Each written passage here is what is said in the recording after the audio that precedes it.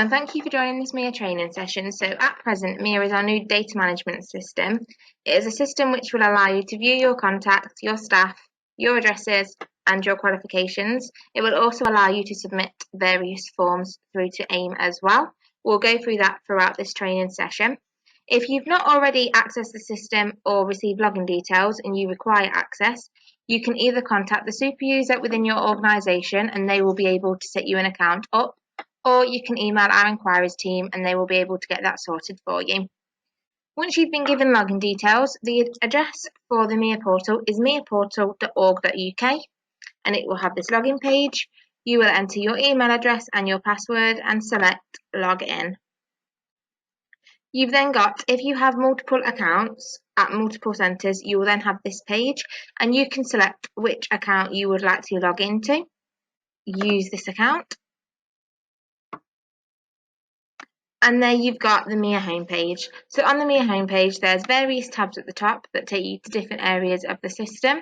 You've also got two different inboxes. The first inbox is your forms inbox. This is where all forms that are currently open and within your centre's control will be, and you can view them all here.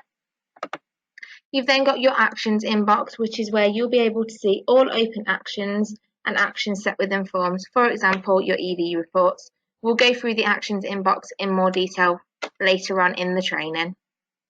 On the right hand side, you've got Start Anew. This lists all of the forms that you've got access to create on the system. And underneath that, you've got documents requiring acceptance. This is any documents that require your centre to go on and accept. For example, the AIM Centre Agreement, as you can see here. Underneath that, you've got closed forms. This is where all forms that have been closed in process will be. And then at the bottom, you've got any key documents. For example, Centre Agreement, Code of Conduct, and any training and guidance documents as well.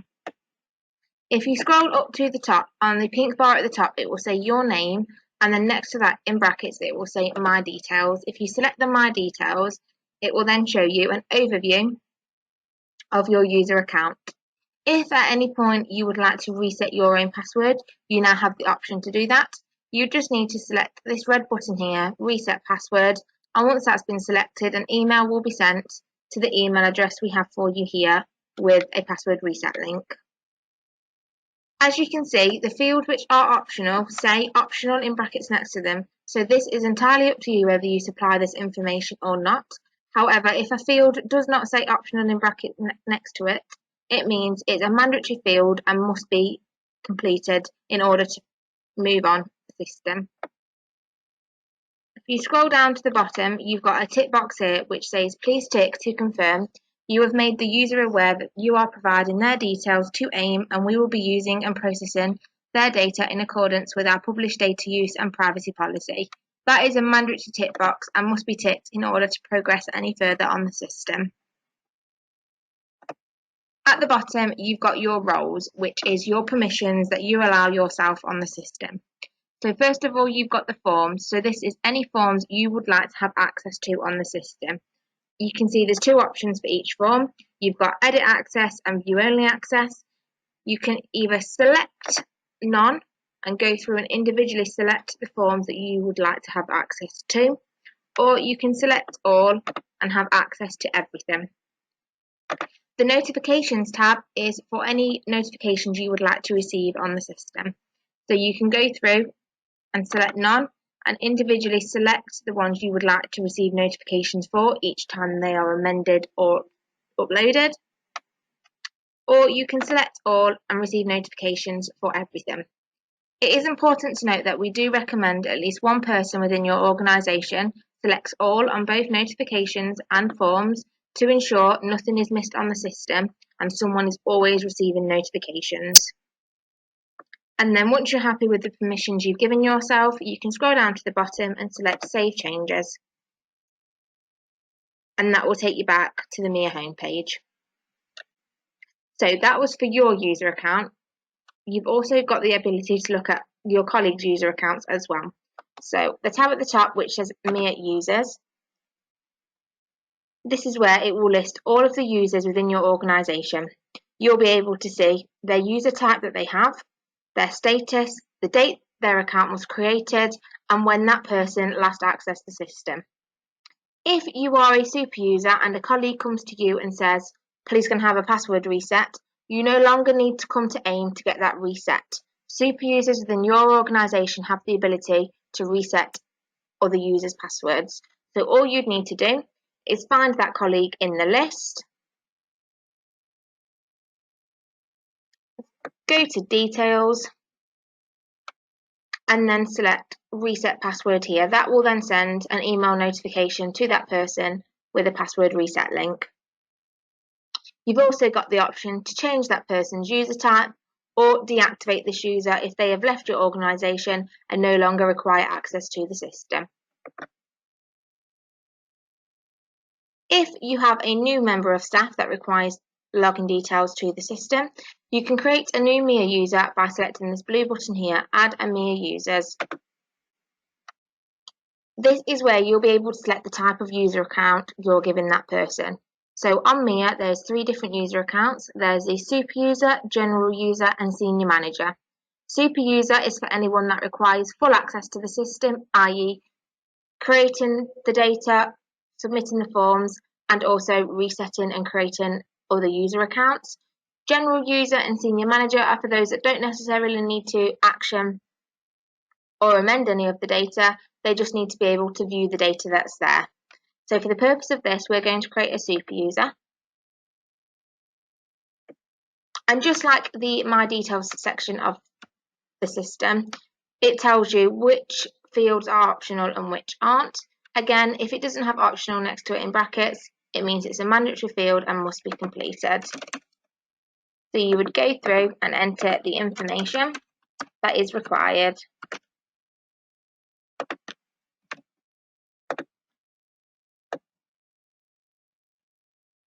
And then again, just like the My Details section, there is that mandatory tick box that is ticked to confirm that that user is aware that you're sharing their details with AIM on the system.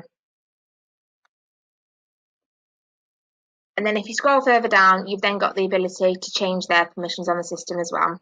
So just like what we went through in the My Details section of the system, the forms are for any forms that they require access to.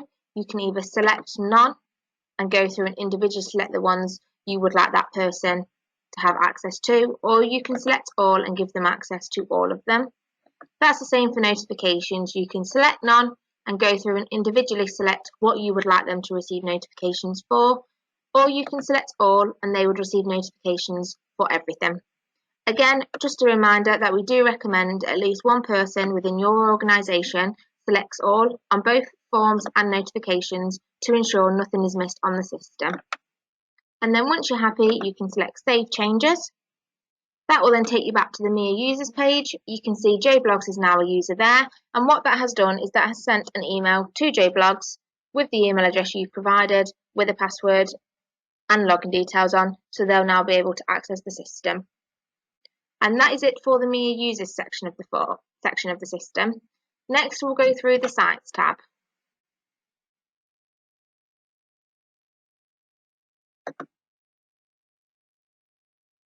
So the Sites tab is where you can view and add all of your centres' addresses. So we have multiple centres that have multiple delivery venues, certification addresses, as well as administration addresses, for example, their examinations office as well.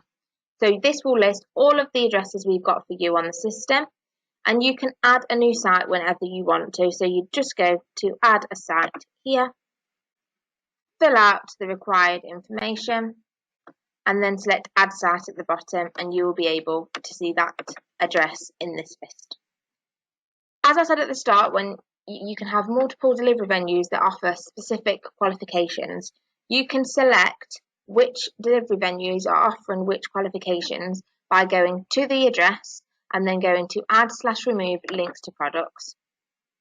This will then show you a list of qualifications that you're able to view. So it'll have your list of approved qualifications for your centre, and you can go through, find the qualification that you want, make sure you're selecting it for the correct site type, and then select Finished, and that will link that particular address to that qualification. The Products to Sites tab is the same data, but it's just another way of viewing it. So you'll see your approved qualifications, and then you'll be able to see what addresses you have linked to each of those qualifications. Then we've got the Staff tab. So the Staff tab is where you can see all of your staff members on the system. For example, your assessors, course leaders, IBs, program managers, curriculum contacts, anyone like that will be on the Staff tab. So you can view details of each of your staff members by selecting details next to their name, or you can add a new staff member. So you'd select add a staff member here, and it will show you this page. So again, you can see which fields are optional and which aren't. The ones that aren't optional are mandatory and must be completed. So you would go through and just enter the information required.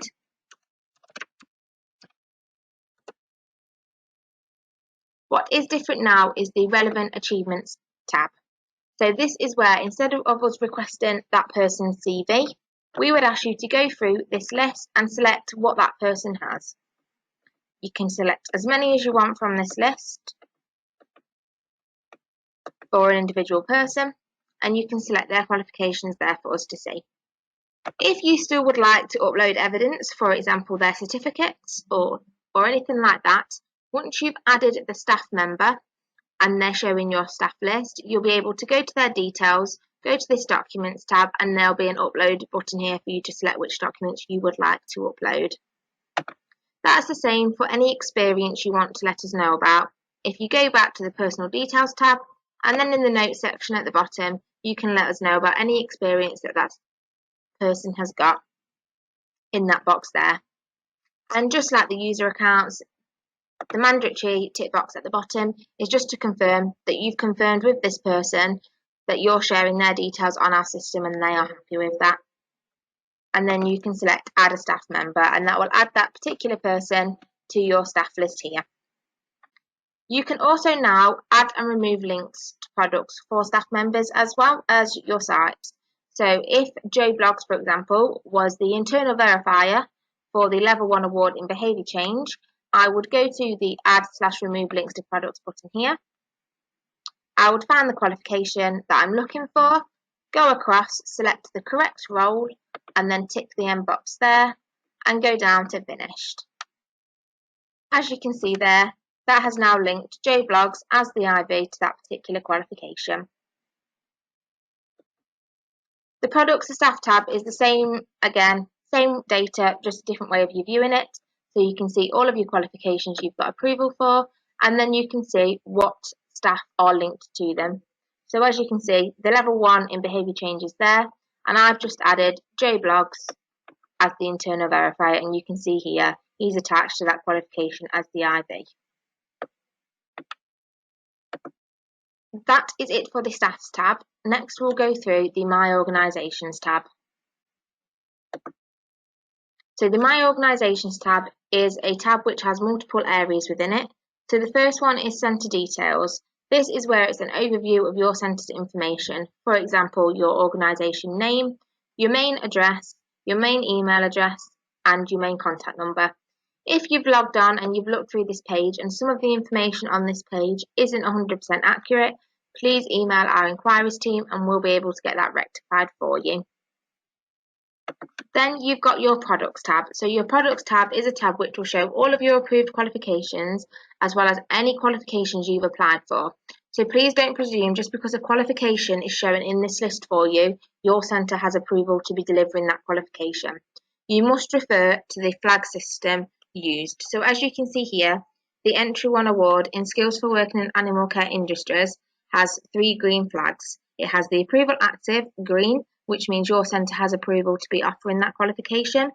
And then it's got Registrations Active and Certifications Active. This means that you're okay to be registering your learners and certificating your learners for that particular qualification. You've also got the option to view what qualifications you have direct claim status for. So as you can see here at the end, it's got no direct claim status for these qualifications. If it did have direct claim status, it would say who that individual was for that particular qualification for you. Then you've got the Finance tab. So the Finance tab is where you can see anything in relation to finance. So it is a page which will show if your centre has been placed on stop, if registrations and certifications are on stop, and it will show any suspensions and other financial details on this page for you. Then you've got your AIM contacts. This is a page which shows who your centre's named contacts are and their details. If they are not assigned, then these will show just general details. So as you know, AIM work in regions, so each centre is allocated a customer experience advisor and a centre lead. So that individual person's details will show in this tab for you with their email addresses and any contact numbers. So you'll know who you need to contact and how you can get in contact with them. If you're an Access to HE Centre, it will have the moderator's information here for you. If you're an EV Roadshow Centre who attends EV Roadshows, it will have their contact information here. If you are a centre which offer specialised qualifications which require specialist EVs, it will also have their contact details on here for you as well. So it's a really useful page for you to refer to and find out who you need to contact and how you can get in contact with them. Then you've got the Risk tab. So the Risk tab is your overall risk management. Please don't be alarmed if you go on and it's not currently set. It may not be set just yet as this is a new system. Once things get rolling, this will be set and you will be able to look at your centre's overall risk management. And that is the same for the Compliance tab.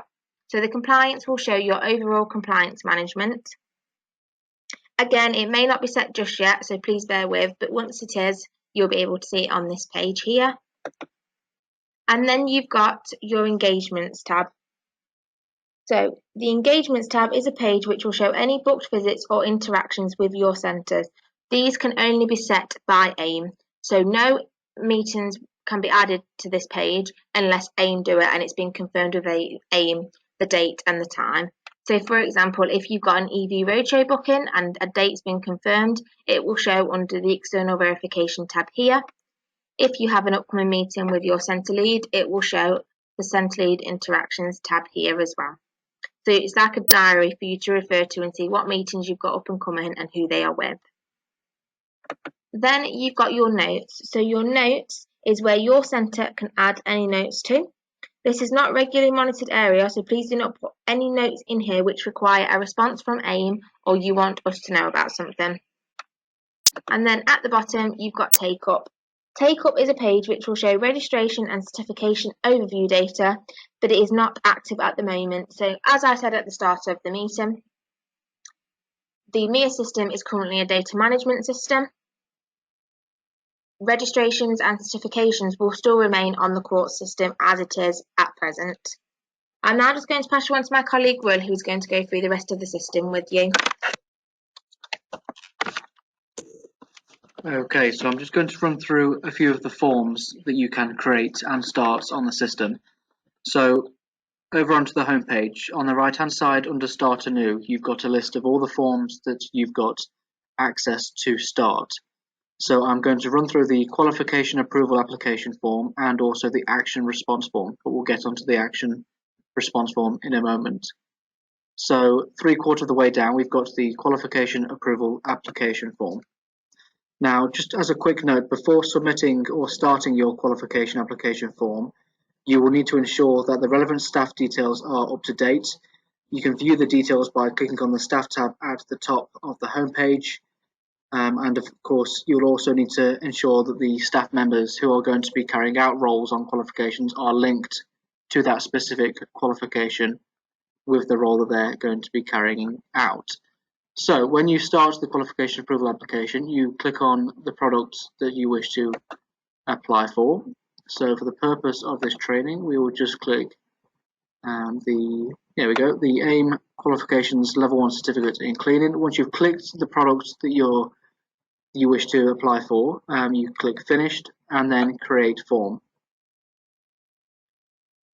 Okay, so this is the application and the form front page. So all the forms that we'll go through will follow the same structure. So each form has stages, user assignments, the form flow, and all the same buttons and features as well. So at the very top, we've got the public comments and the private comments. So public comments are seen between everyone, so yourselves and AIM. This is also explained within the external guidance document, which you can download from the home page. And the private comments, only users within your organization can see comments within this tab. So you can use this to ask questions, etc. within your organization. So back onto the application. Again, you've got a Save Changes button here, where if you get distracted or you start a different task, you can click Save Changes, and because it's still in your control, it will appear in your inbox on the home page. So a few of the questions, it asks you to provide a brief summary of why your organization would like to offer our qualification, provide the names of the organization or individual your organization intends to offer the qualification in partnership with. Now, this bit is the important section, as before submitting the application, you need to link the contacts to the qualification so they appear in these drop downs. And then, of course, you will select the relevant contacts and the roles they're going to be carrying out on the qualification.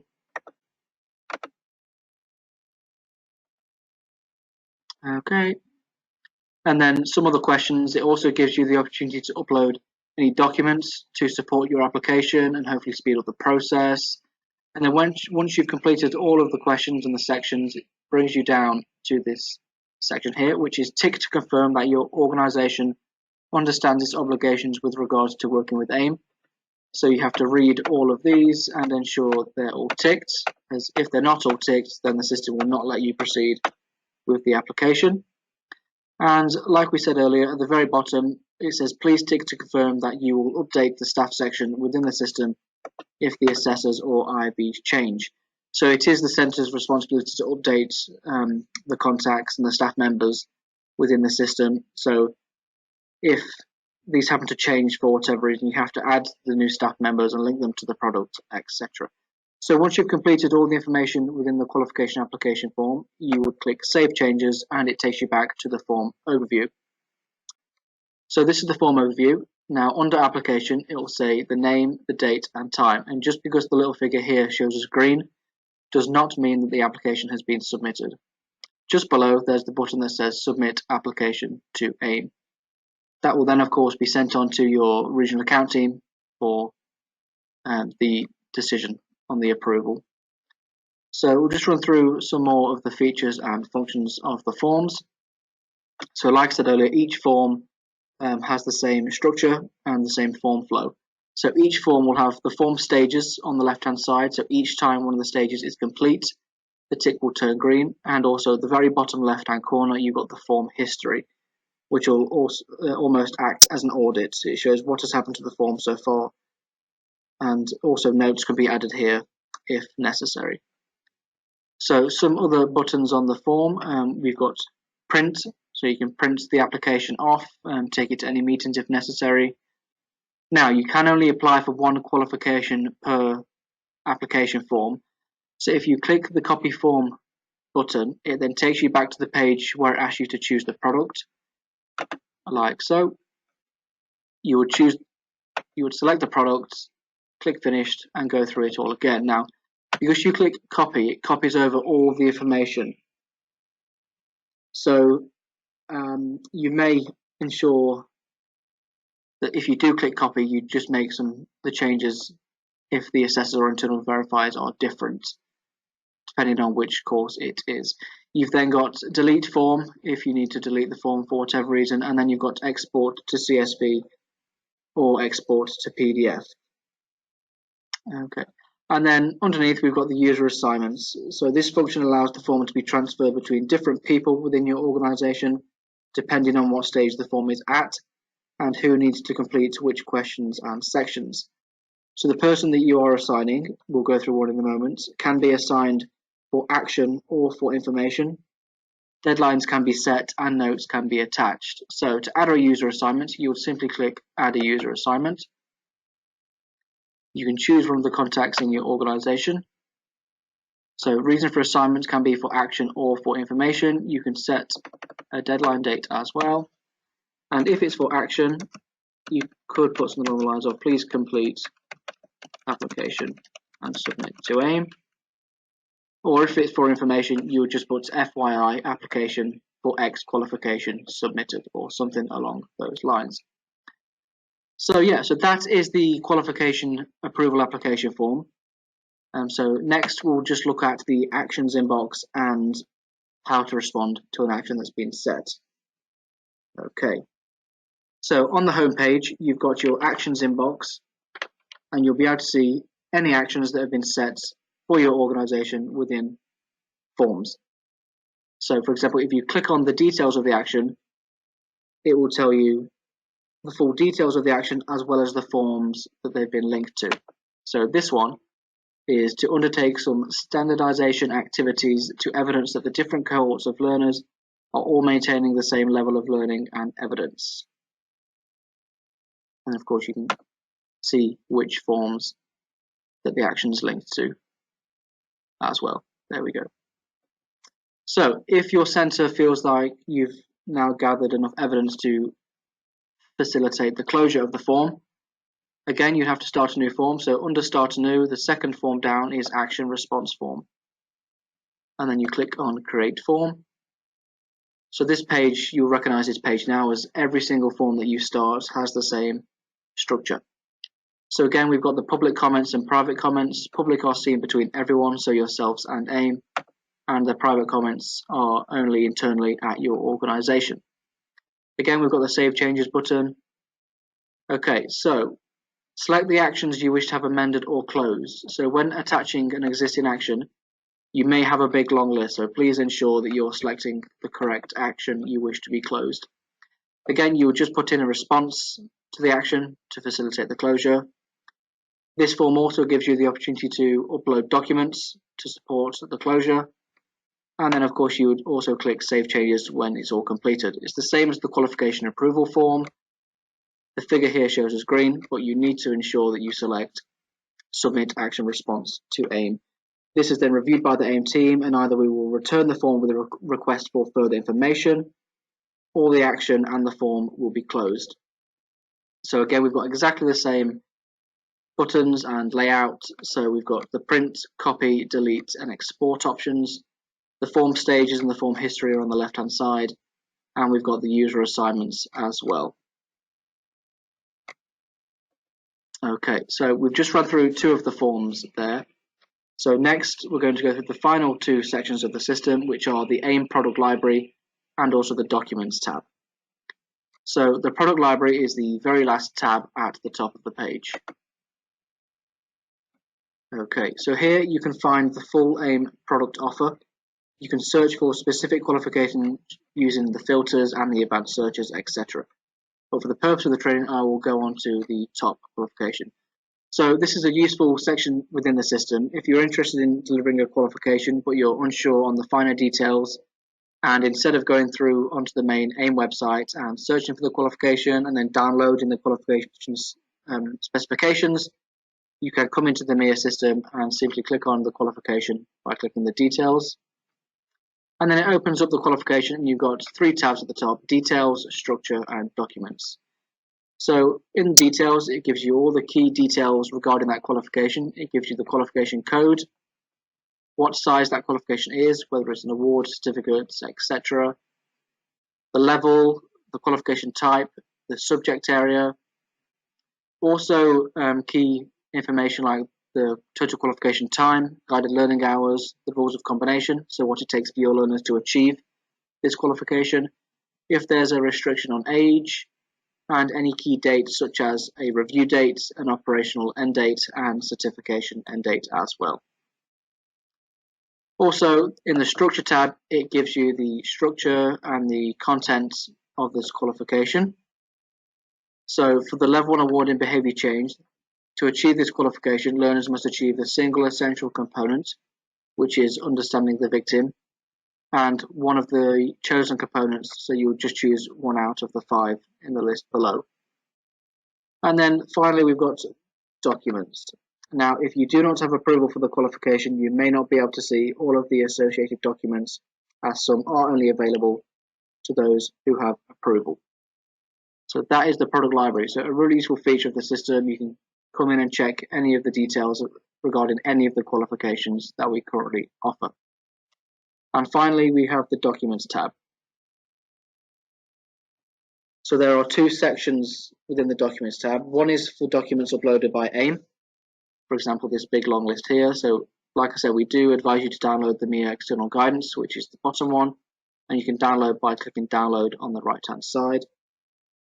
And if your organization needs to upload any documents, there's a blue add a document button in the top right hand corner where you can add any documents. So most of your document requests will be done from within a form. So like we saw when we was going through the qualification application form and the action response form, they give you the opportunity to upload any documents. But you can upload any forms if you've had any requests from any AIM staff. Okay, so that is it for the session. Thank you very much.